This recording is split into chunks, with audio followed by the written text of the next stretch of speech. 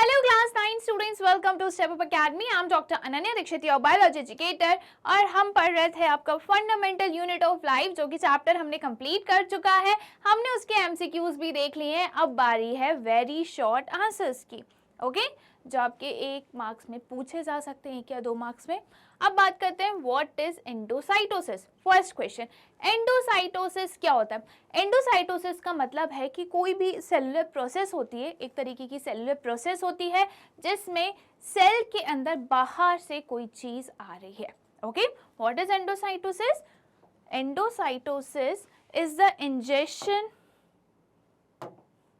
Endocytosis is the ingestion or engulfment of food and other material by folding of the plasma membrane. It is as seen in amoeba. Okay, यहाँ पे क्या लिखा है? Endocytosis क्या है? कोई भी चीज को इंजेस्ट करने की प्रोसेस को या फिर एंगल्फ करने की प्रोसेस को हम एंडोसाइटोसिस बोलते हैं। और इसमें कौन हेल्प करता है? प्लाज्मा मेम्ब्रेन, जिसको हम क्या बोलते हैं? सेल मेम्ब्रेन भी बोलते हैं। ओके, अब इसमें एग्जाम्पल दिया है अमीबा का। अमीबा क्या करता है? जहाँ पे भी उसको फूड पार्टिकल दिखता है वहाँ पे वो सूडोपोडिया फैलाता है, साइटोप्लाज्म फैलाता है और फूड को एंगल्फ कर लेता है ताकि फूड एब्सॉर्ब हो सके, राइट? तो ये कौन सी प्रोसेस होती है? ये होती है एंडोसाइटोसिस। एंडोसाइटोसिस मतलब कोई भी चीज सेल के अंदर आ रही है बाहर से, उसको हम एंडोसाइटोसिस बोलते हैं। और इसमें मेनली कौन हेल्प करता है? प्लाज्मा मेम्ब्रेन, ओके, जो कि आउटर मोस्ट कवरिंग होती है सेल की। Next question, where are genes located? Genes कहाँ पे मिलते हैं? जीन्स तो न्यूक्लियस में पता है, जेनेटिक मटेरियल न्यूक्लियस में मिलता है, पर न्यूक्लियस में भी कहाँ प्रेजेंट होते हैं? ये प्रेजेंट होते हैं क्रोमोसोम्स में। Genes are located on chromosomes in the nucleus. कहाँ प्रेजेंट होते हैं? ये क्रोमोसोम्स में प्रेजेंट होते हैं। ये क्रोमोसोम का स्ट्रक्चर है और क्रोमोसोम में डीएनए प्रेजेंट होते हैं, और डीएनए का जो सिंगल सेगमेंट होता है उसको हम क्या बोलते हैं? Gene. Okay, next question, define diffusion. हमें बताना है कि डिफ्यूजन क्या होता है। हमने पढ़ा था कि डिफ्यूजन जो है वो एक सिंपल क्या है? प्रोसेस है। काय की प्रोसेस है? Movement of particles from higher to lower concentration is known as diffusion. अगर डिफ्यूजन और ऑस्मोसिस में अगर आपसे डिफरेंस पूछा जाए तो क्या होता है? डिफ्यूजन में सॉलिड लिक्विड गैस सबका होता है, बट ऑस्मोसिस जो है वो थोड़ा सा मॉडिफाइड फॉर्म है, जिसमें अगर वाटर का मूवमेंट हो रहा है तो हम वहाँ पे क्या बोलते थे? ऑस्मोसिस। और ऑस्मोसिस में किसी भी सेमी परमिएबल मेम्ब्रेन परमिएबिलिटी की ज़रूरत होती है, और डिफ्यूजन में ऐसी कोई मेम्ब्रेन की हमें ज़रूरत नहीं है। Diffusion is the movement of atoms, molecules or gases from area of high concentration to area of low concentration. Okay? क्या होता है? मूवमेंट होता है ये मॉलिक्यूल्स का, गैसेस का, हाई कंसंट्रेशन से लो कंसंट्रेशन पे। In a cell molecule like CO2, O2 and H2O are transported by diffusion. Okay? किसमें बोला गया है? इन अ सेल मॉलिक्यूल। सेल में जो सब्सटेंसेस का ट्रांसपोर्ट होता है, जैसे कि कार्बन डाइऑक्साइड, ऑक्सीजन, वाटर, ये किस प्रोसेस के थ्रू होता है? ये होता है डिफ्यूजन के through. Okay, question 4, what is plasmolysis? Plasmolysis क्या होता है ये हमें बताना है। ओके, हमने पढ़ा था कि 3 टाइप के सोल्यूशन होते हैं, hypertonic, hypotonic and isotonic. Okay, तो प्लाज्मोलाइसिस की प्रोसेस हमें कहाँ देखने को मिलती है? हमें देखने को मिलती है हाइपरटोनिक सोल्यूशन में। हाइपरटोनिक सोल्यूशन क्या होता है? सपोज हमने सेल को 3 सोल्यूशन है हमारे पास। ओके, हमने सेल को हाइपरटोनिक सोल्यूशन में रखा। हाइपरटोनिक सोल्यूशन मतलब सोल्यूट का कंसंट्रेशन उस पर्टिकुलर सोल्यूशन में ज़्यादा है। क्या है? ज़्यादा है। हाइपरटोनिक क्या होता है? एक मैं बताती हूँ। Solute, solvent and solution. Okay, ये हो गया हमारा। अब जो सोल्यूट है उसका कॉन्सेंट्रेशन क्या है? ज़्यादा है, राइट? और जो सॉल्वेंट है उसका कॉन्सेंट्रेशन क्या है? कम है। ओके, अब आप पूछोगे मैम सोल्यूट क्या होता है? तो देखिए, जैसे अगर हम शुगर और सॉल्ट अगर हम ऐड करते हैं तो that is known as solute. Okay, और सॉल्वेंट जिसमें हम मिला रहे हैं, ठीक है, जैसे कि वाटर में अगर हम मिला रहे हैं तो वाटर क्या है? फ्लूइड पार्ट, तो उसको हम क्या बोलते हैं? सॉल्वेंट। ओके, तो सोल्यूट और सॉल्वेंट मिलके क्या बनता है? सोल्यूशन। अब जब शुगर या हमने कोई भी एक सॉल्वेंट ले लिया, सॉल्ट ले लिया, अगर इसका कंसंट्रेशन ज़्यादा है और वाटर का कंसंट्रेशन कम है तो उसको हम क्या बोलते हैं, हाइपरटोनिक सोल्यूशन। और जब हाइपरटोनिक सोल्यूशन में हम सेल को रखते हैं तो सेल क्या होता है, सेल से पानी जो है वो बाहर चला जाता है और इसको हम बोलते हैं प्लाज्मोलिसिस। इसको हम क्या बोलते हैं, प्लाज्मोलिसिस। और ऐसी कंडीशन में जब सेल से पानी बाहर जा रहा है तो सेल कैसे हो जाएगा, ऑब्वियस सी बात है, श्रिंक हो जाएगा क्योंकि पानी तो बाहर चला गया, है ना। Water loses in a plant cell by the process of osmosis which lets the cell to shrink is called plasmolysis. Okay, जब प्लांट सेल से वाटर का लॉस हो रहा है, वाटर बाहर जा रहा है, तो कौन सी प्रोसेस के थ्रू होता है ये, ऑस्मोसिस। मैंने बताया जब भी वाटर का मूवमेंट होता है तो वो कौन सी प्रोसेस के थ्रू होता है, ऑस्मोसिस के थ्रू होता है। ओके, इस कारण से जो सेल है वो कैसा हो जाएगा, श्रिंक हो जाएगा, सिकुड़ जाएगा, राइट। तो उसको हम क्या बोलते हैं, plasmolysis, loss of water. Okay, अब यहाँ पे जो 2-3 पिक्चर्स दी हैं वो भी मैं बता दूं। ये प्लाज्मोलाइज्ड सेल है, श्रिंक हो गया है। ओके, आइसोटोनिक है, मतलब जो सॉल्यूशन है ना उसमें दोनों बराबर है। ओके, जो अंदर का एनवायरनमेंट और जो बाहर का एनवायरनमेंट है दोनों सेम है, तो इसमें कोई भी मूवमेंट नहीं होगा, राइट। और जो हाइपोटोनिक सोल्यूशन होता है उसमें वाटर ज़्यादा होता है, वो सॉल्यूशन में वाटर ज़्यादा होता है और सल्यूट का कंसंट्रेशन कम होता है। तो जब हम सेल को हाइपोटोनिक सॉल्यूशन में रखेंगे तो जो पानी है वो सेल के अंदर आ जाएगा। ओके, सेल के अंदर आ जाएगा और सेल स्वेल्ड हो जाएंगी, राइट। तो ये था हमारा plasmolysis. Next question, what is nucleoid. हमें बताना है कि न्यूक्लियोइड क्या होता है। हमने पढ़ा था कि न्यूक्लियोइड जो है वो कहाँ प्रेजेंट होता है, वो प्रोकैरियोटिक सेल्स में प्रेजेंट होता है। न्यूक्लियोइड में मतलब कि उनके पास कोई भी वेल डिफाइंड न्यूक्लियस नहीं है जहाँ पे उस पर्टिकुलर एरिया में ही जीन्स हों। ओके, तो न्यूक्लियोइड में जो भी उनका जेनेटिक मटेरियल होता है वो ऐसे स्कैटर्ड रहता है और ये किनके पास होता है, प्रोकैरियोट्स के पास होता है।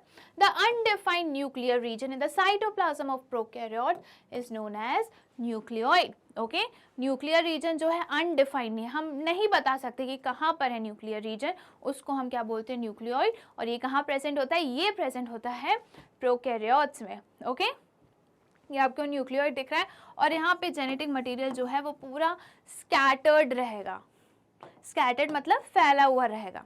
Okay, next question, which cell organelle control most of the activities of the cell. कौन करता है ये, सेल के पास, सेल का ब्रेन जो है, किसको बोलते हैं हम, ब्रेन, न्यूक्लियस को बोलते हैं। तो न्यूक्लियस जो है वो सारे फंक्शन, सेल के सारी एक्टिविटीज कंट्रोल करता है। ओके, तो इसका आंसर क्या है, nucleus also known as the brain of the cell controls most of the activities of the cell because it contains DNA which contains all the information of the cell. Okay, nucleus भी क्यों control कर पाता है, क्योंकि उसके पास होता है genetic material like DNA, और डीएनए के पास ही इंफॉर्मेशन है कि सेल को कैसे फंक्शन करना है। ओके, तो ये हो गया हमारा क्वेश्चन नंबर 6। नेक्स्ट क्वेश्चन पे आते हैं, question 7th, name the only cell organelle seen in prokaryotic cell. हमें ये बताना है कि ऐसा कौन सा सेल ऑर्गेनेल है जो सिर्फ प्रोकैरियोट्स में ही देखते हैं। हमने पढ़ा था प्रोकैरियोट्स होते हैं और यूकैरियोट्स होते हैं।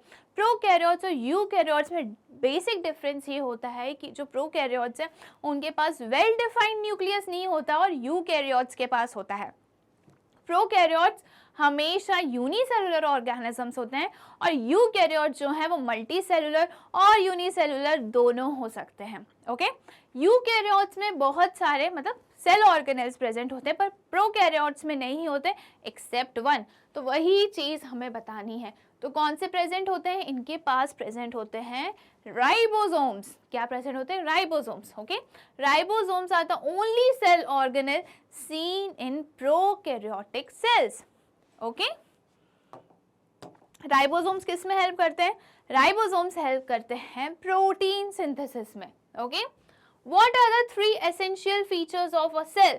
हमें बताना है कि सेल के 3 essential features, important features, important characteristics क्या क्या होते हैं। तो क्या होते हैं, the 3 essential features of the cell includes plasma membrane, nucleus and cytoplasm. Okay. Plasma membrane जिसे हम सेल मेम्ब्रेन भी बोलते हैं, न्यूक्लियस एंड साइटोप्लाज्म। क्या होता है ये, अब तीनों को हम एक बार अच्छे से देख लेते हैं। प्लाज्मा मेम्ब्रेन जो होती है वो आउटर मोस्ट लेयर होती है सेल की। ओके, ये आपको दिख रहा है। सेल मेम्ब्रेन और प्लाज्मा मेम्ब्रेन एक ही बात होती है, डोंट गेट कंफ्यूज कि मैम सेल मेम्ब्रेन क्या होता है, प्लाज्मा मेम्ब्रेन क्या होता है, दोनों एक ही चीज होती है।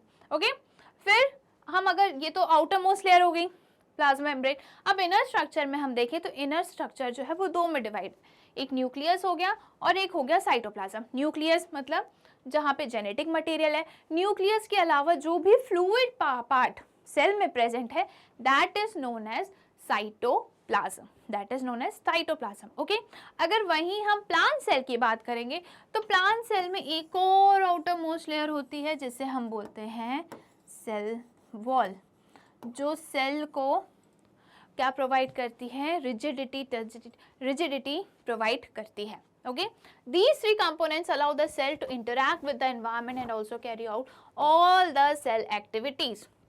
ये जो तीन कैरेक्टरिस्टिक्स हैं, ये जो तीन कंपोनेंट्स हैं सेल के, वो सेल को परमिट करती है, अलाउ करती है कि आप एनवायरनमेंट से इंटरैक्ट कर सकें और एनवायरनमेंट में जो चेंजेस हैं उसके अकॉर्डिंग वर्क कर सकें, उसको अडैप्ट कर सकें। ओके, तो ये थ्री कंपोनेंट्स बताते हैं।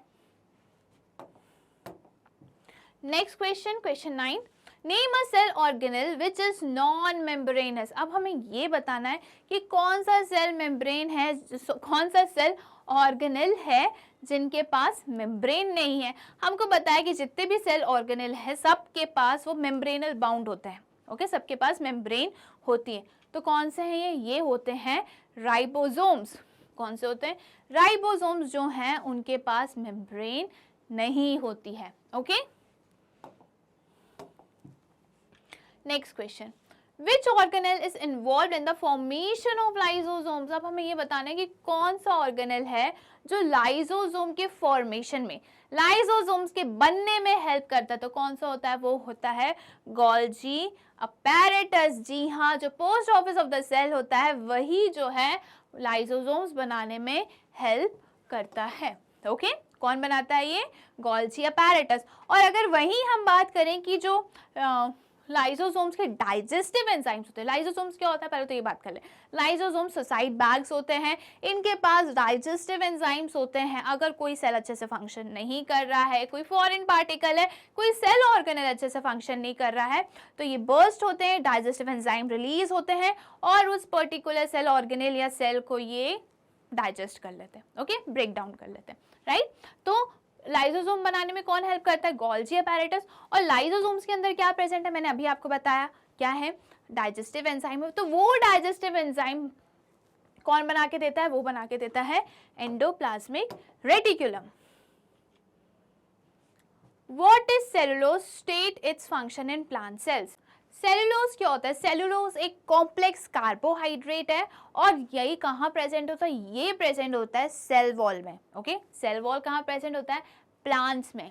ओके, तो हमें यही बताना है कि प्लांट सेल्स में सेलुलोज क्या होता है और प्लांट सेल में इसका फंक्शन क्या होता है, राइट। तो सेलुलोज होता है is a complex carbohydrate, it is the main component of plant cell wall.